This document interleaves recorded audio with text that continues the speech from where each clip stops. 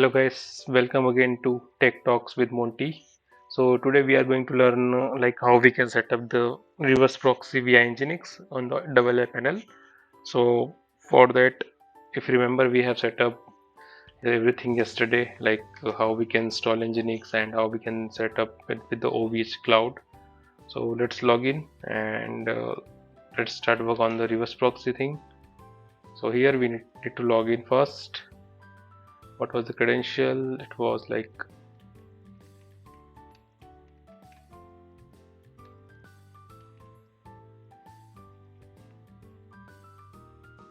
here it is showing everything status, RAM usage, CPU hard disk usage, and also showing the bandwidth, total send, total receive.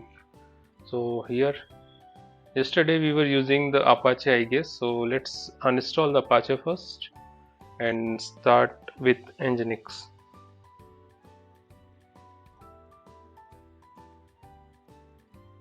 It will remove like very quick in less than 1 minute. Now install Nginx again. Here submit, wait for it.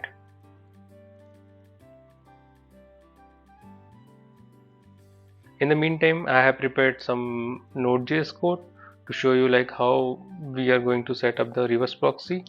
So I think we need, yeah, done. So here we need just delete this old file. So let's create new file which is server.js. Here this the best thing of double A panel is that have very beautiful code editor like a Sublime. So just paste the code here and save it. Now if you remember, we have set up the Node.js yesterday. nk-v also we have latest one. If you are watching this video first time, so I can show you like where we can install Node.js. So here we need to install Node.js version manager. It will fetch all the RPMs and here we can update the version list and we can install any of the stable version from this list. Okay, so let's start with the reverse proxy thing. So let's go to the directory first, test.cnatab. So if you try to open this test.cnatab, it will show you 404 not found, 403 forbidden, because there is no code inside this directory. Currently we have set up the node.js file here.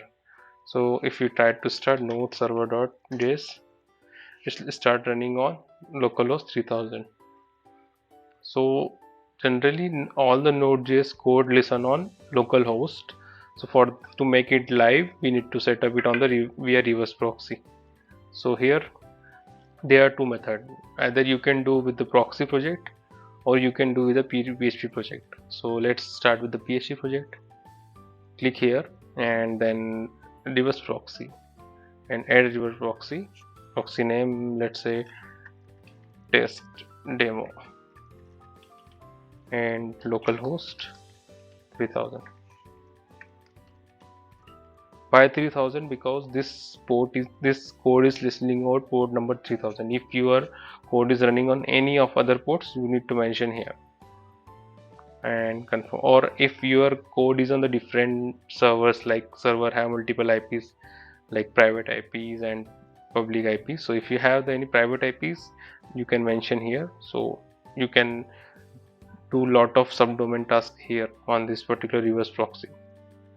That's done. Let's try to access it again. Hello from Node.js server. So this is how the reverse proxy work for this PHP version. And if you try with the proxy project, let's delete it. And here add proxy project. Here we need to remove our domain because it's already pointed. So let's delete it. FTP and database. Don't delete document root because our file is located inside this test directory. And 615.